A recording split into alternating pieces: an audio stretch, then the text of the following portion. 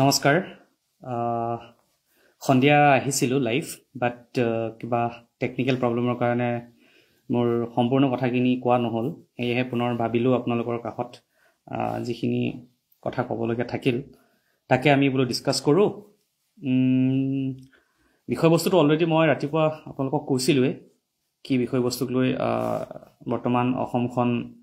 যিহেতুকে চৰ্চা চলি আছে এই কথাটো কিয় ডিছকাশ্যন কৰা উচিত বা ডিছকাশ্যনত অহাটো উচিত ইতিমধ্যে ৰাতিপুৱা কৈছোঁৱে তথাপিও প্ৰথমতে শুনি লওঁ তেখেতে আমাৰ বলোৰাম বৰ্মন দেৱে কি কৈছিলে কাৰ ভিত্তিত এইটো হৈছে সেইটো আমি প্ৰথমত জানিব লাগিব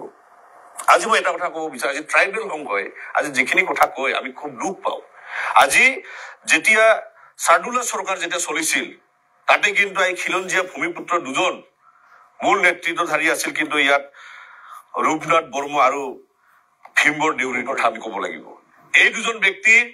থকাৰ পিছত তেতিয়া আমি খিলঞ্জীয়া ভূমিপুত্ৰ কোচা সংসিৰ হোৱাৰ পিছত সেই অঞ্চল আজি পূৰ্ববংগীয় আজি মুছলমানৰ আমি আগ্ৰাসনৰ কিয় বুলি হলো আমাৰ আই মাতৃক আজি সুৰক্ষা প্ৰদান কৰাৰ ক্ষেত্ৰত আমি নিজে সুৰক্ষিত অনুভৱ নকৰি আমি ৰাজপথত কি ওলাই আহিব লগাত পৰি গ'ল এই কথাটো আমাৰ অন্তৰে কান্ধে কিন্তু যেতিয়া খাদ্য আইনটো লৈ আহিল সেই মানুহখিনিক লৈ অহাৰ পিছতে তাতে আমাৰ খিলঞ্জীয়া মানুহৰ যিবিলাকৰ মাটি আছিল চৰ অঞ্চল আৰু চন পৰা মাটিবিলাকত কিন্তু সেই মানুহখিনিক তাতে ভৰাল তেতিয়া কিন্তু এই দুজন ব্যক্তিৰ নেতৃত্বত যেতিয়া ট্ৰাইবেল লীগ চলি আছে তেতিয়া কিন্তু ট্ৰাইবেল লীগৰ ফালৰ পৰা এই কমিটিয়ে কিন্তু এগেইনষ্ট কৰা আমি দেখাব নাপালো এতিয়া 6 জনগোষ্ঠী ভূমিপুত্ৰ খিলঞ্জীয়াসকল আমি অসমত বসবাস কৰে সো এতিয়া আপোনালোকক কথাটো শুনিলেই নহয় তেখেতে কি ক'লে যে সেই সময়ৰ মানে ট্ৰাইবেল লীগ নেতৃত্বাধীন আমাৰ ৰূপনাথ ব্ৰহ্ম আৰু ভীমবৰ দেউৰীয়ে সাদুল্লাৰ চৰকাৰত থাকি অসমৰ জাতীয় স্বাৰ্থ ৰক্ষাৰ কাৰণে বা খিলঞ্জীয়া মানুহৰ স্বাৰ্থ ৰক্ষাৰ কাৰণে একো নকৰিলে বুলি পোনপটীয়াকৈ দুখী সাব্যস্ত কৰিছে যিটো মানে মই এটা কথা তেখেতক ক'ব বিচাৰিছোঁ আপোনাৰ হিষ্ট্ৰীৰ যিটো ৰেফাৰেন্স আপুনি কোনটো ৰেফাৰেন্সত এই কথাখিনি ক'লে সেই কথাটো আমাক আপুনি তথ্য সহকাৰে জনাব লাগিব নহ'লে আপুনি জনজাতীয় মানুহৰ দৃষ্টিত সদায়ে আপুনি এজন মানে জনজাতীয় বিদ্বেষী মনোভাৱৰ ব্যক্তি হিচাপে আপুনি প্ৰতিষ্ঠিত লাভ কৰিব কাৰণ এই কথাটো মই এইকাৰণে ক'ম আপোনাৰ তথ্যৰ যিটো বিসংগতি মই সম্পূৰ্ণকৈ দেখা পাইছোঁ যি দুগৰাকী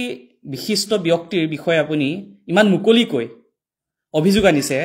সেই দুজন ব্যক্তিৰ বা ট্ৰাইবেল সংঘৰ সেই সময়ৰ প্ৰেক্ষাপটখিনি আপুনি বিশ্লেষণ নকৰাকৈ পোনপটীয়াকৈ অসমৰ জাতীয় স্বাৰ্থ ৰক্ষাৰ ক্ষেত্ৰত ব্যৰ্থ বুলি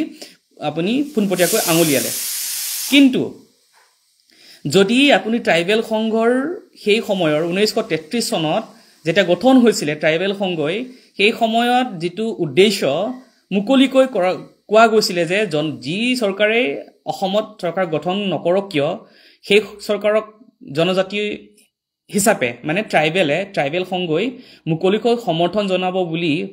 পোনপ্ৰথমে গোপীনাথ বৰদলৈৰ কংগ্ৰেছৰ লগত এটা চুক্তি সম্পন্ন কৰিছিলে তেখেতৰ জ্ঞানাৰ্থে সেই কথাটো জনাব বিচাৰিছোঁ যে যোনেই জনজাতীয় স্বাৰ্থ ৰক্ষা কৰিব তেখেতসকলক মুকলিকৈ চৰকাৰৰ গঠনত হেল্প কৰিব বা সমৰ্থন জনাব সো এনেকুৱা ধৰণৰ বিকৃতিকৰণ কৰি তেখেতে জনজাতীয় মানুহক কিয় উত্তেজিত কৰিছে বা জনজাতীয় মানুহৰ সেই সময়ত যিটো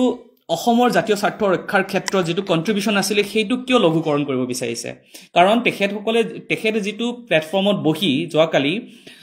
অসমৰ লাখ লাখ মানুহে কোটি মানুহে এই প্ৰগ্ৰেমটো চাইছে তাতে তেখেতে কি কৰিব বিচাৰিছে জনজাতীয় মানুহক খলনায়ক হিচাপে সজাব বিচাৰিছে দুজনকৈ ব্যক্তিক মানে সেই সময়ত যেহেতুকে আমাৰ জনজাতীয় মানুহে মানে অৰ্থসামাজিক দিশত বা নিজৰ স্বাৰ্থ ৰক্ষাৰ কাৰণে বিশেষ কৰিব পৰা মানে ইমানখিনি আধুনিকতা বা শিক্ষা নাছিলে কিন্তু দুজন ব্যক্তিয়ে সেই সময়ত প্ৰধানকৈ নেতৃত্ব বহন কৰিছিলে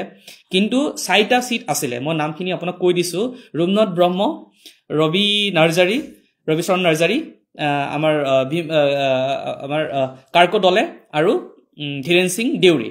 সো তেনেকৈ 4জন ব্যক্তিয়ে 1935 চনৰ মানে 37 চনত যেতিয়া নিৰ্বাচন হৈছিলে যুক্তৰাষ্ট্ৰীয়ভাৱে অসমত সেই নিৰ্বাচনত নিৰ্বাচিত হৈ আহিছিলে আৰু কেবিনেট মন্ত্ৰী হিচাপে ৰূপনাথ ব্ৰহ্ম অংশগ্ৰহণ কৰিছিলে আৰু যেটো খাদ্য মানে অধিক উৎপাদনৰ সাদুল্লাৰ টাইমত হৈছিলে সেই কথাটো তেখেতৰ তথ্যপূৰ্ণভাৱে মানে কাৰেক্ট নহয় তেখেতে কেনেকৈ কৰিলে যে আপুনি যদি সেই সময়ৰ ডিবেটবোৰ যদি চাই সাদুল্লা চৰকাৰক ইমান মুকলিকৈ ভীমবৰ দেউৰীয়ে তেতিয়াৰ উচ্চ সদন এইটো টাইমৰ উচ্চ সদন আছিলে সিলেক্ট হৈ অহাৰ পিছত কেনেকৈ মুকলিকৈ প্ৰত্যাহ্বান জনাইছিলে অসমখন চৰণীয়া ভূমি হ'ব কেতিয়াও নোৱাৰে বুলি পমুৱাক কেনেকৈ আমাৰ অসমৰ মাটি দিব পাৰে বুলি মুকলিকৈ প্ৰত্যাহ্বান জনাইছিলে সেইজন মানুহক আপুনি কেনেকৈ ক'ব পাৰিলে যে অসমৰ জনজাতীয় স্বাৰ্থৰ কাৰণে স্বাৰ্থ ৰক্ষা কৰিব নোৱাৰে বুলি আপুনি কেনেকৈ মুকলিকৈ ক'ব পাৰিলে আৰু আপুনি কৈছে যে আদিত্য খাগলাৰীয়ে আপোনালোকক অপেনলি হে কৰা বুলি অপোজ কৰা বুলি এটা কথা কওঁ যিকোনো মানুহে নিজৰ স্বাৰ্থ যেতিয়া বিঘ্নিত হ'ব তেতিয়া নিজৰ স্বাৰ্থক ৰক্ষাৰ কাৰণে আনৰ স্বাৰ্থ ৰক্ষা কৰিবৰ কাৰণে মুকলিকৈ কেতিয়াও ক'ব নোৱাৰে ইতিহাসে আমাক কেনেকৈ বৰ্তমান প্ৰজন্মক আহিব লগা ভৱিষ্যত প্ৰজন্মই কি কুৱেশ্যন নকৰিব নেকি যে আপোনালোকে দেখোন আমাৰ স্বাৰ্থৰ কাৰণে একো মাত আমাক সুৰক্ষিত কৰি থৈ নগ'ল এই ধৰণৰ কথাবোৰতো আমাকতো কুৱেশ্যন কৰিবগে আহিব লগা প্ৰজন্মই তেতিয়া আমি কি বুলি আনসাৰ দিম সো আপোনালোকে আপোনালোকৰ স্বাৰ্থৰ কাৰণে লাগিছে আমি হিতুত আছো কিন্তু এটা কথাত আপোনালোকে ট্ৰাইবেল সমাজক খলনায়ক হিচাপে সজাবলৈ চেষ্টা কৰি জনমানসত অসমৰ জনমানসত এনেকুৱা ধৰণৰ বিভ্ৰান্তিকৰ তথ্যৰে বা এনেকুৱা ধৰণৰ বিশাল মঞ্চবোৰত এনেকুৱা ধৰণৰ বিভ্ৰান্তমূলক কথাবোৰ নকবলৈ আমি হকিয়াই দিছো আৰু অত্যন্ত কষ্ট পাইছো অসমৰ স্বাৰ্থৰ কাৰণে যেতিয়া অসমখন পূব পাকিস্তানত অন্তৰ্ভুক্তকৰণৰ কাৰণে চেষ্টা চলাইছিলে তেতিয়া কংগ্ৰেছৰ সৈতে মিলিখিনি ভীমবৰ দেউৰীয়ে মুকলিকৈ প্ৰত্যাহ্বান জনাইছিলে যে অসম কেতিয়াও পূব পাকিস্তানৰ লগত যাব নোৱাৰে বুলি সো সেইজন মানুহক আপুনি কেনেকৈ ইমান মানে বিকৃতকৰণ কৰিব বিচাৰিছে সো সেইকাৰণে আৰু ৰূপনাথৰ নিচিনা এজন ব্যক্তিত্বক আপোনালোকৰ মানে এজন গোষ্ঠীক আপুনি নেতৃত্ব দি জনগোষ্ঠীক নেতৃত্ব দি আন এটা গোষ্ঠীৰ অসমৰ কন্ট্ৰিবিউশনক ইমান মুকলিকৈ প্ৰত্যাহ্বান জনাই এনেকুৱা ধৰণৰ কথা কোৱাটো অত্যন্ত দুখজনক আৰু এই কথা মানে আমাৰ হয়তো জনজাতীয় সমাজত সেইটোৱে বহুতকৈ প্ৰভাৱ পেলাব বুলি মই ভাবিছোঁ কাৰণ এইটোৱে বৰ দুখ দিছে এনেধৰণৰ কথাবোৰে অসমৰ যিটো সামৰিক জাতীয়তাবাদী সেই কথাটোক প্ৰতিফলন নকৰে কাৰোবাক নিউজ দেখুৱাই নিজৰ স্বাৰ্থ সিদ্ধি কৰিবৰ কাৰণে কাৰোবাক কালপিত বনাই আপুনি নিজৰ স্বাৰ্থ সিদ্ধি কেতিয়াও নহয় সেই কথাটো সদায় মনত ৰাখিব আমি যদি সমিল মিলে আপোনালোকৰ স্বাৰ্থ যদি ৰক্ষা কৰিব বিচাৰে তেতিয়াহ'লে প্ৰথমতে ইতিহাসটো বা অসমীয়াটো কি হয় অসমীয়া জাতীয়তাবাদী কি হয় অসমীয়াত কোন কোন মানুহ থাকিব সেই ডেফিনেশ্যনটো ক্লিয়াৰ কৰি ল'ব লাগিব এনেকৈ যদি জনজাতিক আপোনালোকে খলনায়ক হিচাপে আমি আমাৰ স্বাৰ্থক ত্যাগ কৰি আপোনাৰ স্বাৰ্থক ৰক্ষা কৰিব কোৱাটো কেনেকুৱা ধৰণৰ যুক্তিকৰ আমি আমাৰ স্বাৰ্থক ৰক্ষা কৰিবৰ কাৰণে আমি ক'বই লাগিব যদি ইন এডিশ্যন টু এক্সিষ্টিং এছটি আপোনালোকক যদি ছেপাৰেটকে সৰ্বভাৰতীয় পৰ্যায়ত অসমৰ পৰ্যায়ত যদি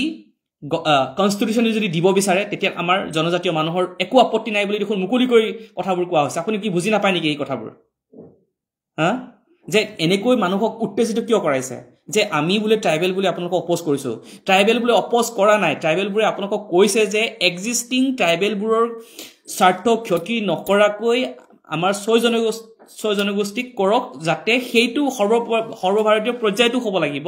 অকল অসমৰ পৰ্যায়তে হ'লেই নহ'ব সেই কথাটোহে কৈ আছো এইখিনি কথাকে যদি আপোনালোকে যদি এই ইতিহাসটো মানে ৰূপনাথ কোন আছিলে তেখেতসকলে স্বাৰ্থ ৰক্ষা নকৰিলে ধৰণৰ কথাবোৰ যদি ক'বলৈ আৰম্ভ কৰে তেতিয়াহ'লে বহুত কথাই আমি ক'বলৈ আকৌ বাধ্য হ'ম আপোনালোকে গম পায়নে মহিচন্দ্ৰ মিৰি নামৰ এজন ব্যক্তিয়ে অকল ভাৰতৰ বিশ্বৰ মেপত কাজিৰঙাৰ নিচিনা এটা নেশ্যনেল পাৰ্ক যিটো এশিঙীয়া গড় বিশ্ব প্ৰতিষ্ঠা কৰিলে সেই কন্ট্ৰিবিউশনটো আপোনালোকে স্বীকৃতি দিয়ে নে মহিচন্দ্ৰৰ নিচিনা মানুহবোৰক নে চিনি পায়নে আপুনি মহিচন্দ্ৰ মিৰি কোন আছিলে আপুনি আপোনাৰ জনজাতিৰ কথা কওক আমিও আমাৰ অসমত যিসকল ব্যক্তিয়ে বৰেণ্য ব্যক্তিয়ে অসমখন বৰ অসমখন গঢ়িবৰ কাৰণে যি আহুপুৰুষাৰ্থ কৰিছিলে সেইটোৰ সমপৰ্যায়ভাৱে অসমৰ ইতিহাসত প্ৰত্যেকজন মানুহৰ কন্ট্ৰিবিউশন থাকিব লাগিব এটা মহিচন্দ্ৰৰ যদি কথা কওঁ মই আপোনাক বহুত কথাই ক'ব পাৰো কমলা মিৰিৰ কথা আপোনালোকে জানেনে কমলা মিৰি এনেকুৱা এজন ব্যক্তি আছিলে সেই সময়তে ভাৰতৰ ইতিহাসত মানে ভাৰতৰ স্বাধীনতা সংগ্ৰামৰ কাৰণে যেটো নৰিয়া দেখেদি জীবন দান ত্যাগ কৰিলে সেই কথাটো আপোনালোকে স্বীকৃতি দিয়ে নে নিদিয়ে নহয় সেই কথাটো আমিওটো আৰম্ভ কৰিব লাগিব এতিয়া এটো লাহে লাহে কৰিমেই আমি এটো নেৰেটিভ অকল আপোনালোকৰ জনসংখ্যা বেছি কাৰণে নেৰেটিভটো আপোনালোকে মানে বিল কৰি আপোনালোকৰ মতেই সব চলাম এনে ধৰণৰ কথাবোৰ ত্যাগ কৰক আমাৰ সংখ্যা কম সেই কাৰণেই নেৰেটিভটো মানে শিক্ষিত মানুহ কম আছিল সেই কাৰণে নেৰেটিভটো আমাৰ অলপ স্লো হ'ল কিন্তু এতিয়া নেৰেটিভ ডেভেলপ কৰিব পৰাকৈ আমাৰো ভগৱানে এতিয়া কিছু আমাক বুদ্ধি দিছে কিছু আমাক অধ্যয়ন কৰিব পৰাকৈ ক্ষমতা দিছে এই অধ্যয়নৰে আপোনালোকক আমিও জনাম যে জনজাতীয় মানুহে কেনেকৈ অসমখন বৰ অসমখন গঢ়িবৰ কাৰণে সহজ সৰলভাৱে অংশগ্ৰহণ কৰি আহিছে আৰু এতিয়াও কৰি আছে হয়নে আপুনি যদি ভাৰতৰ ইতিহাসটো যদি চাই ভাৰতৰ মানে যেটো স্বাধীনতা সংগ্ৰামৰ ইতিহাসটো চাই বহু সময়ত সেই সময়ত ব্ৰিটিছৰ খুব কাই মানে ডিক্লেয়াৰ কৰিছিল যে মই স্বাধীনতা সংগ্ৰামত পাৰ্টিসিপেট নকৰো কিন্তু কমলা মিৰি এনেকুৱা এজন মানুহ আছিল যোন নেকি গোপীনাথ বৰদলৈ তেখেতৰ নিজৰ মানে যেটো বায়োগ্ৰাফি হেতু লিখি থৈ গৈছে যে এনেকুৱা এজন জনজাতি ব্যক্তিয়ে জাতিৰ প্ৰতি দেশৰ প্ৰতি সমৰ্পিত যত নেকি নিজক কম্প্ৰমাইজ কৰা নাছিল আৰু তেখেতক আপোনাৰ জ্ঞানাৰ্থে কৈছো দেই বৰ্মনদেৱ আপোনাৰ জ্ঞানাৰ্থে কৈ আছো কমলা মিৰিক জেইলাৰে কৈছিলে আপুনি ডিক্লাৰেশন দিয়ক যে পাৰ্টিসিপেট নকৰো আপোনাক এৰি দিম যেটো সাবৰকাৰে আমাক বহুতে এতিয়া মানে হেই কৰে যে ডিক্লাৰেশন দিখিনি জেলৰ পৰা গুছি আহিছিল কিন্তু তেখেতে জেলৰ পৰা গুছি আহা নাছিল জেলতে মৃত্যুবৰণ কৰিছিল এনেকুৱা ধৰণৰ যেটো স্বাধীনতা সংগ্ৰামৰ কাৰণে কন্ট্ৰিবিউশন দিছিল হেইবোৰ আপোনালোকে স্বীকৃতি দিয়ে নে জনজাতি হিচাপে তেখেতসকলে জনজাতিয়ে হৈ থাকিব নেকি মূল খুঁটিৰ মানুহ হ'ব নোৱাৰিব নেকি সো এনেকুৱা ধৰণৰ কথাবোৰৰ পৰাই মানুহবোৰৰ বিচ্ছিন্নতাবাদী চিন্তাবোৰ মানে উদ্ভৱ হয় বিচ্ছিন্নতাবাদী চিন্তাবোৰ উদ্ঘাটন নগটাব সমন্বয়ৰে যেনেকৈ বসন্ত গগৈয়ে ইমান সমন্বয়তাৰ কথা কৈ যোৱা কালি এক্সিস্টিং ট্ৰাইবেলবোৰৰ কোনো ক্ষতি নকৰাকৈ ভাৰত চৰকাৰে তেখেতসকলৰ অধিকাৰ দিব লাগিব বুলি সুন্দৰকৈ উপস্থাপন কৰিছে কিন্তু আপোনাৰ কথাত এই ধৰণৰ কথাবোৰ প্ৰতিফলিত নহল যাৰ কাৰণে আমি জনজাতীয় মানুহ ক্ষুবিত আৰু জনজাতীয় মানুহে আপুনি যেতিয়ালৈকে জনজাতীয় মানুহৰ ওচৰত ক্ষমা নুখুজে তেতিয়ালৈকে আপুনি আমাৰ দৃষ্টিত সদায় বিদ্বেষীয় মন বুলি আমি আপোনাক গণ্য কৰিম আৰু ইতিহাসও আপোনাক গণ্য কৰিব যোৱাকালি আপোনাৰ সৰু হেই ষ্টেটমেন্টটোৱে বহুতখিনি আমাক দুখিত কৰিছে কাৰণ ইতিহাসটো আপুনি যেনেকৈ উপস্থাপন কৰিব বিচাৰিছে হেতু ষ্টেটমেন্টে পিছৰ পৰ্যায়ত বা এটা নেৰেটিভ যেটা ক্ৰিয়েট কৰিব বিচাৰিব বহু মানুহেই এটো দি পৰিচালিত হ'বলৈ চেষ্টা কৰে কাৰণ ক্ৰছ ভেৰিফাই কৰা মানুহ বহুত কম থাকে হেইহে মই এই ভিডিঅবোৰ বনাই আছো যে অসমীয়া মানুহে বুজক যে জনজাতীয় মানুহবোৰ কেতিয়াও অসমীয়া পৰা বিয়নত ভাবা নাই